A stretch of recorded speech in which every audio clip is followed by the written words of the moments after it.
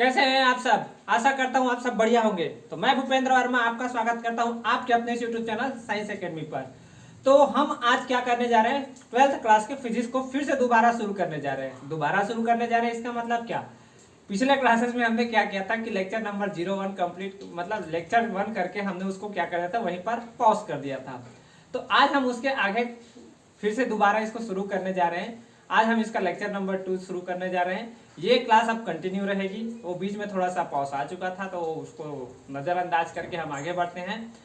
तो शुरू करते हैं आज का क्लास। तो एक खूबसूरत सी सुबह पर खूबसूरत सा मौसम बना हुआ है, बारिश हो रही है।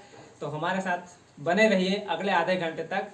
तो शुरू करेंगे आज का लेक्चर। साथ में कॉपी और पेन ले लीजिए और इधर उधर के डिस्टर्बेंस को साइड करके पढ़ना शुरू करते हैं। तो चलिए हेडिंग डालते हैं आज के लेक्चर का। सबसे क्षेत्र क्या होता है, तो विद्युत क्षेत्र को समझने से पहले हम क्या करते हैं कि एग्जांपल लेते हैं। जैसे कि हमारे पास क्या है कि एक हमारे पास क्या मूल आवेश है। मूल आवेश है मतलब ये हमारे पास उपस्थित था, इसको हम नाम देते हैं प्लस क्यू। ये हमारा क्या है, मूल आवेश है। अब आवेश के बारे में हमने आपको बताया था कि आवेश क्या करते हैं कि ये अपने आसपास क्या करते रहते हैं, विद्युत क्षेत्र उत्पन्न करते रहते हैं। विद्युत क्षेत्र के बारे में छोड़िए, बल लगाते रहता है। आसपास क्या करते रहता है, बल लगाते रहता है। किसी को धकेल रहा है तो किस अब समान टाइप का आवेश हुआ यानी कि प्लस क्यू आवेश हुआ, यदि प्लस हुआ तो उसको क्या करेगा, धकेलेगा। और यदि माइनस हुआ तो उसको क्या करेगा, खींचेगा, यानी कि क्या करेगा, अट्रैक्ट करेगा। तो आकर्षित या प्रतिकर्षित करते रहता है, यानी कि बल लगाते रहता है। कूलाम के नियम में आपने पढ़ा है कि यदि कोई दो आवेश है एक दूसरे से एक निश्चित दूरी पर हो तो क्या करते हैं, एक दूसरे को या तो आकर्षित करते हैं या तो प्रतिकर्षित करते हैं। तो यानी कि एक प्रकार से क्या करते रहते हैं, बल लगाते रहते हैं। तो इसी बल के बारे में हम जानने के लिए क्या करते हैं कि हम एक परीक्षण आवेश डाल लेते हैं। यानी कि यह हमारा क्या है, बलि का बकरा, ऐसा समझ सकते हो, है ना। ये हमारा क्या है, परीक्षण आवेश। इसको हम नाम दे देते हैं Q0। ये हमने माना है, ऐसा नहीं कि हमारे पास से पहले से उपस्थित है। ये हमने क्या किया है, माना है। हमने टेस्ट करने के लिए इसको ला लिया है। और ये हमारा क्या है, इसका नाम हम देते हैं परीक्षण आवेश। क्या है ये हमारा, परीक्षण आवेश। ठीक है। अब इसके द्वारा इसके ऊपर जितना बल लगाया जाएगा, इसके द्वारा मूल आवेश के द्वारा परीक्षण आवेश पर जितना बल लगाया जाएगा उसको हम क्या कहेंगे, विद्युत क्षेत्र कहेंगे। क्या कहेंगे, विद्युत क्षेत्र, यानी कि इलेक्ट्रिक फील्ड। तो इसके द्वारा इसके ऊपर जितना भी बल लगाया जाएगा इसी को हम विद्युत क्षेत्र कहते हैं। तो इसकी परिभाषा क्या है, तो किसी आवेश, अब ये आवेश, इस आवेश के बारे में हमने आपको बता दिया है कि ये प्लस क्यू हमने हमारे पास था, इसके ऊपर बल लगाया। तो किसी आवेश का आसपास का वह क्षेत्र, किसी आवेश के आसपास का वह क्षेत्र जहां तक, अब एक ऐसा नहीं कि, अब देखो दूरी भी यहाँ पर मायने रखती है। कम दूरी हुई तो ज्यादा बल लगेगा, ज्यादा दूरी हुई तो कम बल लगेगा। कैसे, जैसे कि हम क्या करते हैं कि कोई ट्रांसफार्मर वगैरह या फिर हाई टेंशन तार के साइड से गुजरते हैं तो जब नजदीक में होते हैं तो वो लगता है कि हमको ज्यादा आकर्षित कर रहा है, और यदि दूर चले जाएं उससे तो हमको लगता है कि यार कहाँ खींच रहा है, बहुत ही कम बल से खींच रहा होता है। तो दूरी भी यहाँ पर क्या होती है, मायने रखती है। तो किसी आवेश के आसपास का वह क्षेत्र जहां तक वह क्या करता है, परीक्षण आवेश ना कर करके ऐसा कह सकते हो, जहां तक वह क्या करता है, किसी अन्य आवेश पर बल लगाता है। किसी अन्य आवेश पर क्या करता है, वो बल लगाता है। इसी को हम क्या कहते हैं, आवेश पर बल लगाता है। इसी को हम क्या कहते हैं, विद्युत क्षेत्र कहते हैं। अब जरा सा इस Q0 यानी कि जो हमारा परीक्षण आवेश है इसके बारे में हम जान लेते हैं। तो परीक्षण आवेश के बारे में यदि हम बोले तो पहले हम विद्युत क्षेत्र का यदि हम सूत्र लिखना चाहें तो विद्युत क्षेत्र बराबर क्या हुआ, विद्युत क्षेत्र बराबर क्या हुआ, तो ये हुआ बल बटे परीक्षण आवेश। बल बटे परीक्षण आवेश, ठीक है।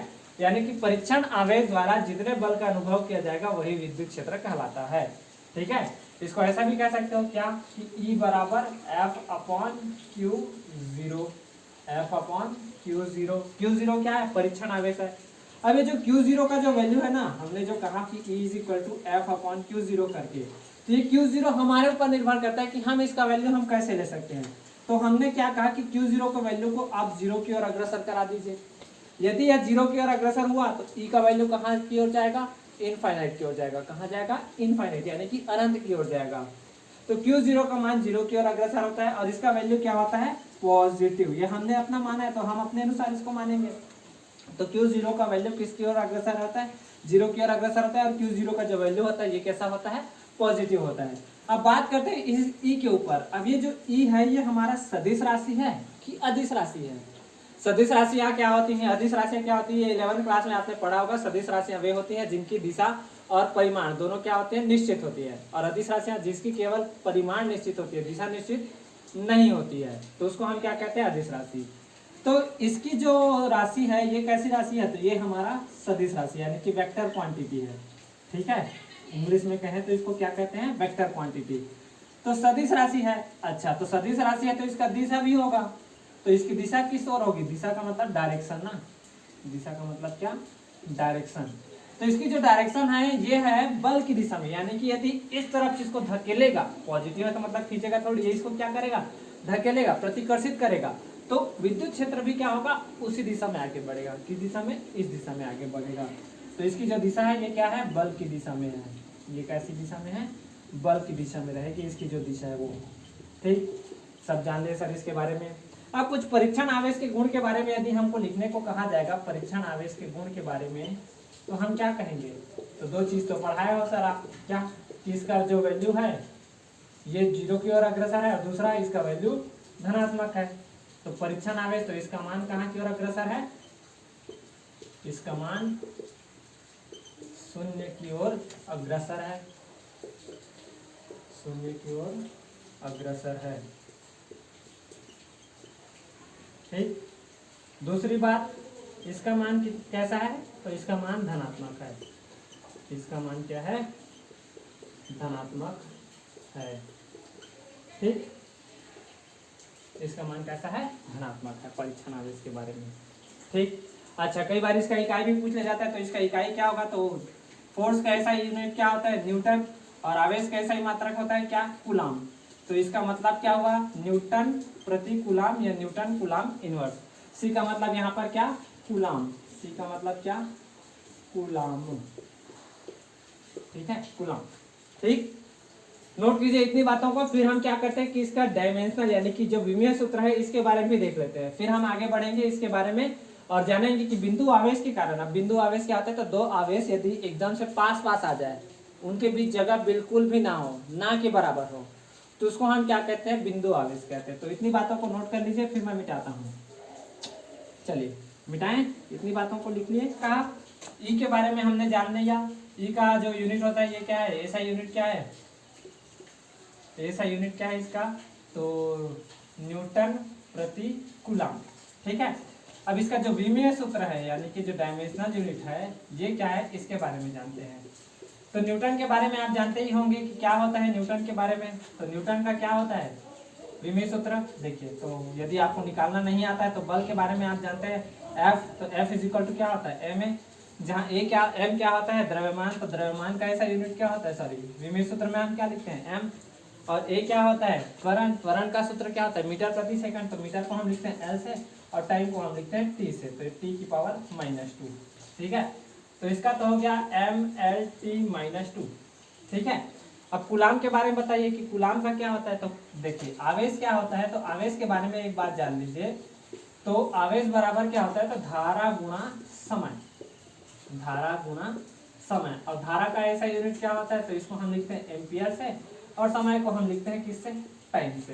तो मतलब क्या हुआ, नीचे में क्या आ जाएगा, AT, ए का मतलब एम्पियर, टी का मतलब टाइम, तो टाइम ऊपर जाएगा तो क्या हो जाएगा, mLT-3 और a की पावर -1, ऐसा हो जाएगा इसका क्या, विमीय सूत्र। ठीक है, नोट कर लीजिए। अब हम हेडिंग डालेंगे, नेक्स्ट हेडिंग आप डालेंगे बिंदु आवेश के कारण विद्युत क्षेत्र। मिटाएं इसको, चलो मिटा रहे हैं, है ना, चलो। तो हेडिंग डालेंगे बिंदु आवेश के कारण विद्युत क्षेत्र। तो बिंदु आवेश के कारण विद्युत क्षेत्र, तो बिंदु आवेश के बारे में मैंने बता दिया, जब दो आवेश एकदम बहुत ही पास पास हो, उनके बीच का जो स्थान है यानी कि जो रिक्त स्थान है वो नगण्य हो, ना के बराबर हो, तो उसको हम क्या कहते हैं, बिंदु आवेश कहते हैं। तो इस बिंदु आवेश के कारण, बिंदु आवेश के कारण विद्युत क्षेत्र के बारे में हम जानेंगे। अच्छा, विद्युत क्षेत्र जान लिया, विद्युत क्षेत्र की तीव्रता क्या होती है इसके बारे में हम जानेंगे। तो विद्युत क्षेत्र की तीव्रता क्या होती है, विद्युत क्षेत्र की तीव्रता यदि हमको पूछा जाएगा तो क्या कहेंगे, ये भी जान लीजिए। विद्युत क्षेत्र बिंदु आवेश के कारण विद्युत क्षेत्र की तीव्रता।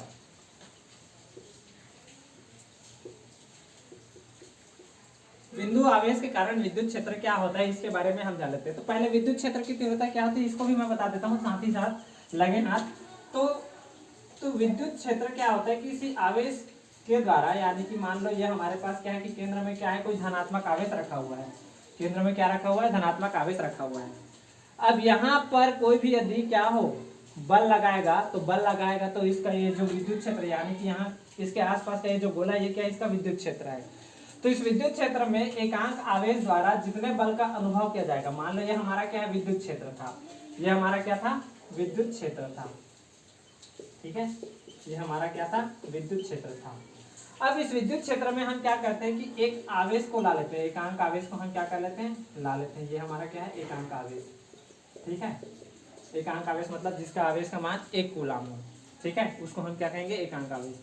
तो इस एकांक आवेश के द्वारा इस विद्युत क्षेत्र में जितना भी बल का अनुभव करा जाएगा ना, उसको हम क्या कहते हैं, विद्युत क्षेत्र की तीव्रता। विद्युत क्षेत्र की तीव्रता समझ आई। विद्युत क्षेत्र की तीव्रता क्या है, तो इसी के बारे में हम जानने चाह रहे हैं कि विद्युत क्षेत्र और विद्युत क्षेत्र की तीव्रता एक ही बात है। चलो आगे बढ़े। तो विद्युत क्षेत्र के बारे में आपने जान लिया, विद्युत क्षेत्र की तीव्रता के बारे में आपने जान लिया। तो बिंदु आवेश के कारण किसी के कारण क्या करने जा रहे हैं, विद्युत क्षेत्र की तीव्रता के बारे में हम जानना चाह रहे हैं, ठीक है। तो मान लेते हैं कि हमारे पास क्या है कि एक बिंदु O है, बिंदु O है, जहां पर हमारे पास क्या है कि एक आवेश रखा हुआ है। कौन सा आवेश रखा हुआ है, प्लस क्यू आवेश रखा हुआ है, ठीक है। इस बिंदु O पर हमारा क्या है, प्लस क्यू आवेश रखा हुआ है। अब इससे r दूरी पर, इससे कितनी दूरी पर, r दूरी पर एक बिंदु P है। एक बिंदु क्या है, P है। O से r दूरी पर एक बिंदु P है, जहां पर कोई आवेश रखा हुआ है Q0। इसके ऊपर हमको क्या करना है, विद्युत क्षेत्र की तीव्रता ज्ञात करनी है। क्या करनी है, विद्युत क्षेत्र की तीव्रता ज्ञात करनी है, ठीक है। और दोनों के दोनों कैसे आवेश है, बिंदु आवेश है, याद रखना है। दोनों के दोनों कैसे हैं, बिंदु आवेश है ना। ये O से R दूरी पर एक बिंदु P है, यहाँ पर एक आवेश रखा हुआ है, परीक्षण आवेश भी कह सकते हैं इसको।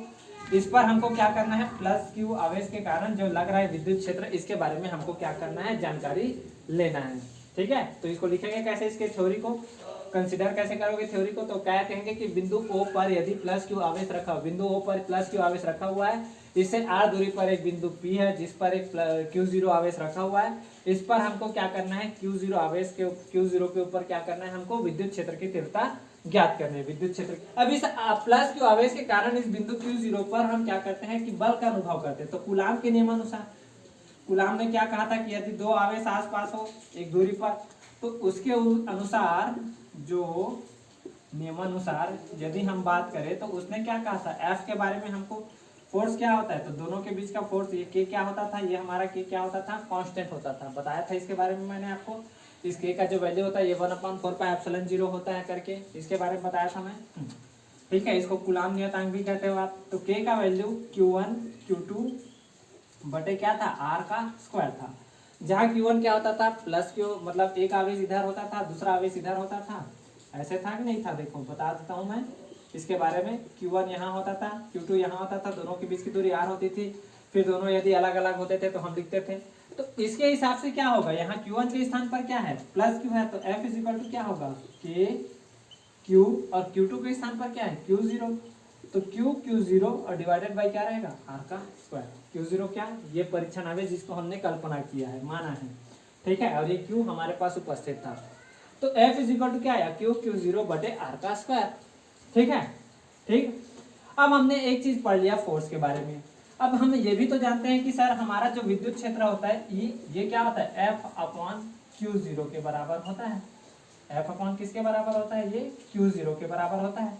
और F का वैल्यू आपने निकाला है K इंटू Q0 बटे R का स्क्वायर। ये किसका वैल्यू है, F का वैल्यू है। और Q0 नीचे में है, तो इसको हम ऐसे लिख देते हैं 1/Q0। ये जो Q0 है इसको मैंने अलग से लिख दिया।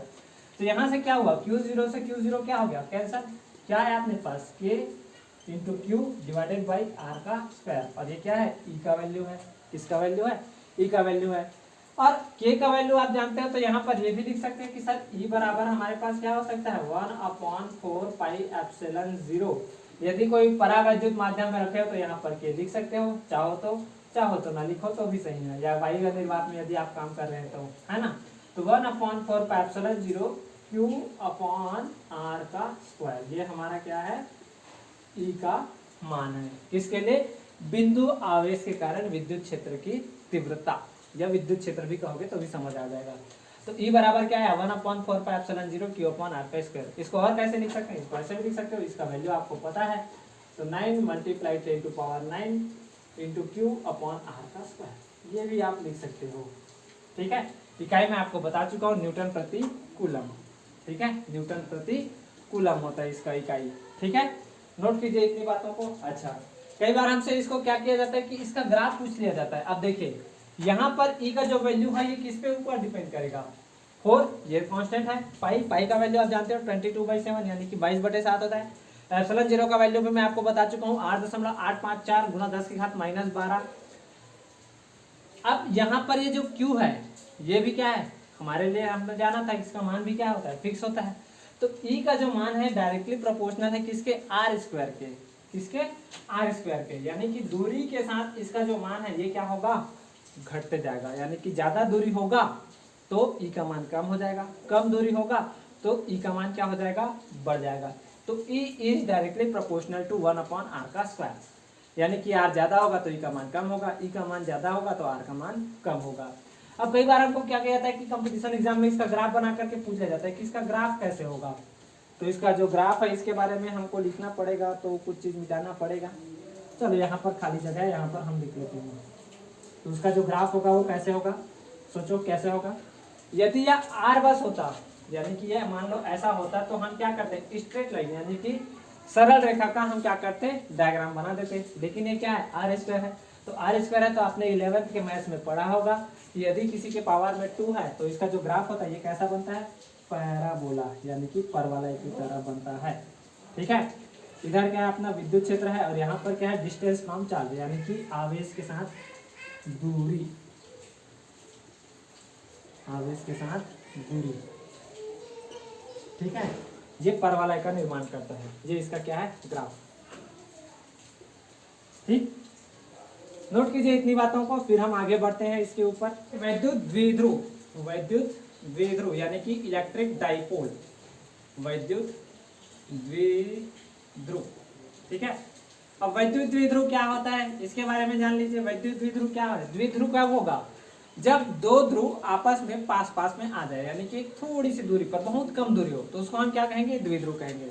ठीक है, जैसे कि मैं कहूँ कि इधर मेरे पास प्लस क्यू आवेश है, इधर मेरे पास माइनस क्यू आवेश है, और इसके बीच की दूरी यदि और कम कर दूं तो ये एक प्रकार का क्या बन जाएगा, द्विध्रुव, जिसके दो ध्रुव हो। तो द्विध्रुव क्या होता है इसके बारे में हम जाने हैं। तो यदि दो बराबर, अब बराबर कहने का मतलब ऐसा नहीं कि ज्यादा हो कम हो, मतलब दोनों बराबर होना चाहिए। तो एक मान लो प्लस क्यू हो तो दूसरा क्या हो, माइनस क्यू हो। ठीक है, और एक दूसरे से अल्प दूरी पर, ये अल्प दूरी को हमने 2a मान लिया। 2a मानने का हमारे लिए मकसद ये था कि हम इसको क्या करना चाहते हैं कि हम इसको यदि बांटे तो आधा आधा बांटे तो a/2 यदि हम a मान लेते इसको, या r मान लेते मान लो, है ना। तो यदि इसको बांटते तो r/2 इधर भी लिखना पड़ता, फिर कैलकुलेशन करते इसके ऊपर तो और ज्यादा कठिन होता। इससे अच्छा कि हम क्या कर लेते हैं कि एक ऐसी वैल्यू मान लेते हैं जिसको आधा आधा बांटने में हमको तकलीफ ना हो। ठीक है, तो यदि दो बराबर और विजातीय आवेश, विजातीय मतलब एक दूसरे से भिन्न, यानी कि एक प्लस हो तो दूसरा माइनस हो। ठीक है, एक लड़का हो तो दूसरा लड़की हो, ऐसा मतलब दो बराबर और विजातीय आवेश यदि एक दूसरे से बहुत कम दूरी पर हो, बहुत ही कम दूरी पर हो, तो उसको हम क्या कहते हैं, वैद्युत द्विध्रुव। तो इसके बारे में हम परिभाषा लिखें तो क्या कहेंगे, यदि दो बराबर और विजातीय आवेश एक दूसरे से बहुत ही अल्प दूरी पर हो, एक दूसरे से बहुत ही अल्प दूरी पर स्थित हो, एक दूसरे से बहुत ही अल्प दूरी पर, अल्प दूरी पर स्थित हो, तो उसको हम क्या कहेंगे, वैद्युत द्विध्रुव कहेंगे, वैद्युत द्विध्रुव कहेंगे, वैद्युत द्विध्रुव कहेंगे। ठीक है, वैद्युत द्विध्रुव कहेंगे एक दूसरे से बहुत ही अल्प दूरी पर। जैसे कि एग्जांपल के तौर पे हमको पूछा जाए तो एग्जांपल जैसे कि H2O, अब यहाँ पर केमिस्ट्री आ गया H2O। ठीक है, फिजिक्स और केमिस्ट्री देखा जाए तो एक प्रकार से दोनों एक दूसरे के पूरक है, एक दूसरे के बिना अधूरे है ये, है ना, एक दूसरे के बिना क्या है, अधूरे।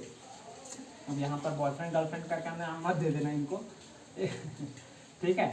और जैसे कि कहें तो NH3, और जैसे कि कहें तो और बताओ द्विध्रुव के बारे में, और बताओ, चलो याद करो क्या कह सकते हो। और जैसे कि हम कहें तो ये क्या है, HCl, है ना।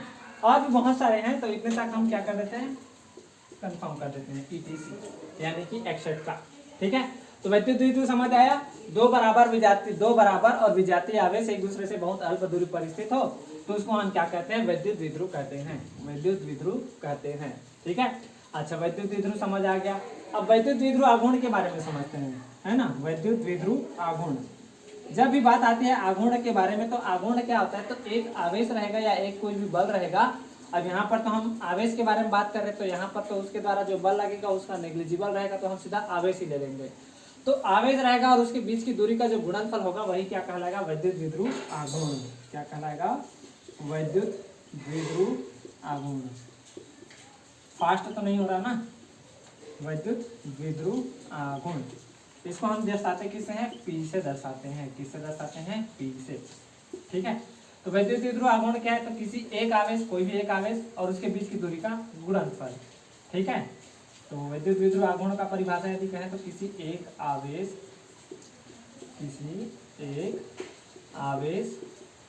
और उसके बीच का गुणनफल, उसके बीच का गुणनफल क्या कहलाता है, वैद्युत द्विध्रुव आघूर्ण कहलाता है। वैद्युत द्विध्रुव आघूर्ण कहलाता है। ठीक है, लिखेंगे कैसे इसको, तो इसको हम लिखेंगे P से और इसके ऊपर हम लगा देंगे ये चिन्ह। अब क्यों चिन्ह लगाएंगे इसको बारे में बताएंगे। तो P बराबर क्या होगा, Q इंटू 2A। अब यहाँ पर कोई भी एक आवेश बोल दिया था तो हमने क्या ले लिया, प्लस Q को ले लिया, माइनस Q क्यों ले लिया, अरे डायरेक्शन का ही खेल है। यानी कि यदि ये इस ओर बल लगा रहा है तो ये इस ओर बल लगा रहा है, बस इतना ही फर्क है। तो हमने कोई भी एक आवेश ले लिया Q और 2A से उसको क्या कर दिया, मल्टीप्लाई कर दिया। अब ये हमारे पास क्या होता है, एक सदिश राशि होती है। ये क्या होती है, एक सदिश राशि, क्योंकि इसकी जो दिशा ये क्या होती है, निश्चित होती है। तो ये क्या है, एक सदिश राशि है। कैसी राशि है ये, एक सदिश राशि यानी कि वेक्टर क्वांटिटी है। ठीक है, यह एक सदिश राशि जिसकी दिशा व बल दोनों क्या होती है, निश्चित होती है। अच्छा, कई बार पूछा जाएगा कि इसका जो डायरेक्शन है ये किधर है, इसकी जो दिशा है यानी कि डायरेक्शन है ये किधर है। तो इसकी जो डायरेक्शन है ये कैसा है, निगेटिव टू पॉजिटिव। इसको ऐसा लिख लीजिए, निगेटिव टू पॉजिटिव यानी कि ऋणात्मक से धनात्मक की ओर। ऐसे तो फिजिक्स में हम क्या करते हैं कि जो धारा का प्रवाह होता है इसको हम कहते हैं कि ये किससे होता है, धनात्मक से ऋणात्मक की ओर होता है। लेकिन यहाँ पर जो वैद्युत द्विध्रुव आघूर्ण है ये क्या होगा, ऋणात्मक से धनात्मक की ओर होगा। किधर होगा, ऋणात्मक से धनात्मक की ओर होगा। अब इसका यदि ऐसा यूनिट पूछा जाएगा तो क्या होगा, देखिए Q का आवेश क्या, Q का क्या होता है, कूलाम, और A का क्या होता है, मीटर, तो कूलाम मीटर। अच्छा, कुछ लोग सोच रहे होंगे कि सर हम CM लिखे हैं, यदि इसको हम ऐसा लिख दें MC करके तो क्या गलत हो जाएगा। ठीक है, कुछ गलत मत समझना इसको, MC का मतलब। अब यहाँ पर हम ऐसे लिखेंगे तो क्या ये गलत हो जाएगा, हाँ गलत हो सकता है। क्यों, क्योंकि कई बार ये जो M का मतलब है ये मिनी का मतलब होता है, मिनी कूलाम हो जाएगा, मिनी कूलाम हो जाता है। तो इस कारण से हम इसको MC न लिख करके हम क्या लिखेंगे, CM लिखेंगे। क्या लिखेंगे, CM मतलब कूलाम मीटर, कूलाम मीटर। ठीक है, नोट कीजिए इतनी बातों को, फिर से मिटाते